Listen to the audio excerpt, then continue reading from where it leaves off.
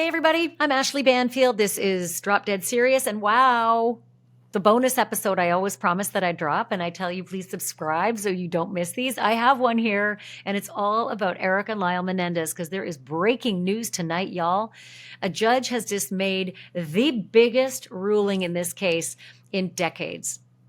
Erik and Lyle Menendez actually have a shot at freedom right now, like a big one, like not just, let's talk about the possibilities. No. The judge actually said they have a right to be resentenced. Okay, it means a ton. It means a ton because the judge said 50 to life instead of life no parole. Okay, life no parole means toe tag parole. You're not leaving the prison unless you got a tag on the end of your toe and you're being wheeled out in a box.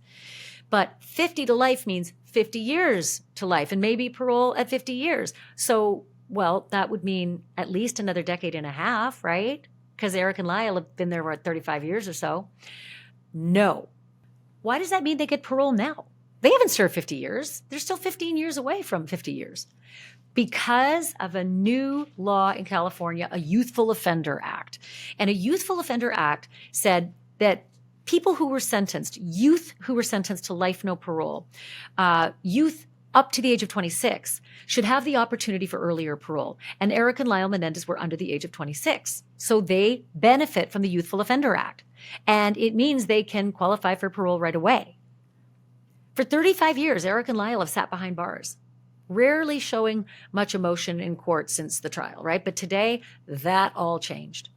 It started with a crack in the courtroom armor because a soft smile came from both brothers at a moment where a retired judge named Jonathan Colby was in court talking about his golden retriever. Why? Because those brothers have been part of like a pet program in the prison, and that retired judge, they had a dog that was part of that program. That judge actually brings the dog with him when he volunteers at the prison. And Erik and Lyle have met the dog more than a few times. And then came something even more rare, actual tears. Lyle Menendez appeared to wipe his eyes as Honore Brown, a former inmate and now successful rapper who I've interviewed about this case, he took the stand. And Brown got emotional talking about the Menendez brothers and the impact those brothers had on his own life. He said if it wasn't for them, he would still be in prison, still lost, still making, quote, stupid decisions. But instead, he's out. He has kids. He has a music deal. He's got a job working with the NAACP, helping former inmates reintegrate into society. And he says it is all thanks to the Menendez brothers.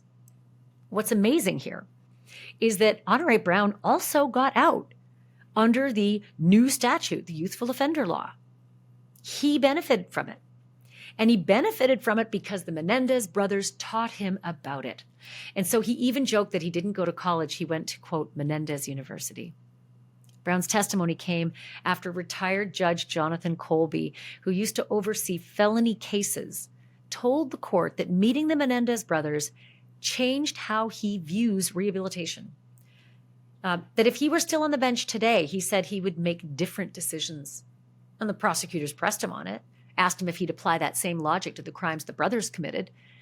And former Judge Colby said he wouldn't go there. He actually deferred to the current judge on the bench in this courtroom, Judge Jessic.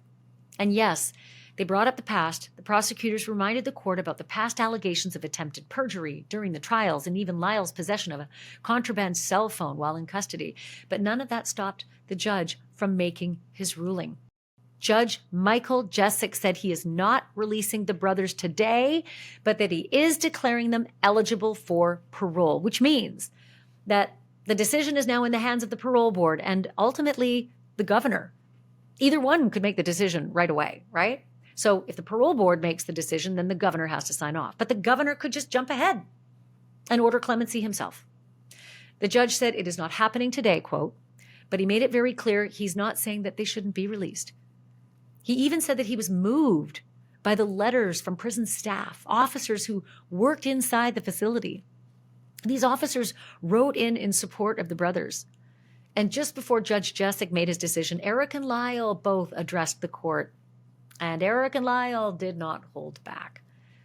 Lyle Menendez came clean and admitted so much. Let me read. On August 20th, 1989, I killed my mom and dad.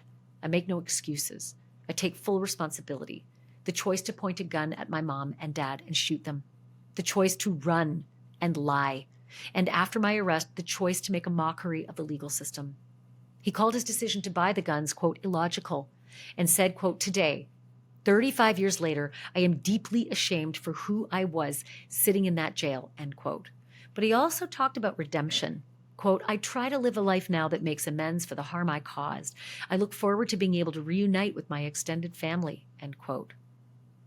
And Erik Menendez echoed the same thing. Quote, I have no excuse, no justification for what I did. And there's nothing that makes it less wrong, end quote. He said plainly, quote, I bought guns, I bought ammunition, I fired all 5 rounds at my parents, end quote. And then he reflected, quote, I had to stop being selfish and immature and really feel what my parents must have gone through on August 20th, 1989, end quote. And finally, this promise, quote, for the rest of my life, whether inside or outside prison, I will not stop working to make a difference, end quote. So now the waiting begins. The parole board is scheduled to decide what happens next, a meeting June 13th. I mean, that's exactly 1 month from now. I'm recording this on May 13th. Lyle and Erik get their meeting with the parole board. Their risk level is no longer low. It is moderate. There's a moderate risk of violence because if the Menendezes are released, they're going to head and not be in a highly structured setting like a prison. And if they can't follow the rules in prison, then the confidence level of these psychologists have dropped on whether or not they will now pose a risk of violence in society. I really hope that this sets the precedence for other LWOP inmates who have shown transformation and change and have done the same as Erik and Lyle and created careers for themselves and created new hopes for themselves while they have been incarcerated.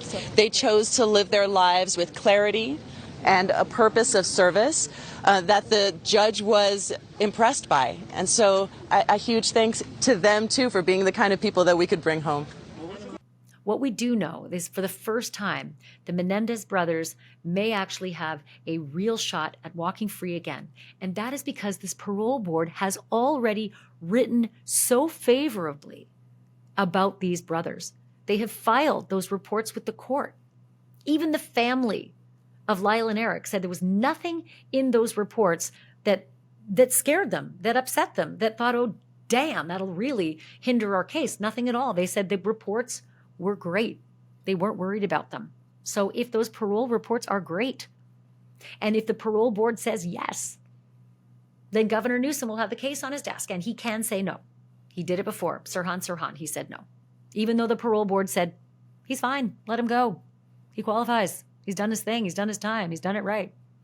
Newsom said no. Politically, it was just who wants to let the shooter of Bobby Kennedy out. So the question becomes, will Gavin Newsom feel the same way? Who wants to be the one who let the Menendez brothers out? Will he feel the same way when that ends up on his desk? I don't think so. And I don't think so because the governor has already jumped ahead and taken action. And he has requested a parole board report. The governor didn't have to do that. The governor didn't have to say, hey, send me something on these guys so I can check out clemency. He could have just stood back and waited for the court system to play out. And if he got the case on his desk, he could decide then quietly,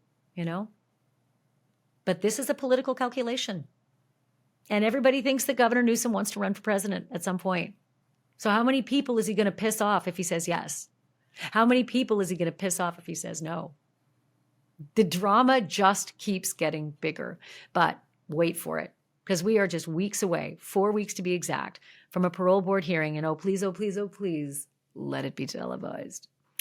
Thanks, everybody, for listening. Thanks, everybody, for watching. And again, I'm so glad if you caught this bonus episode, make sure that you're subscribed because I do this all the time.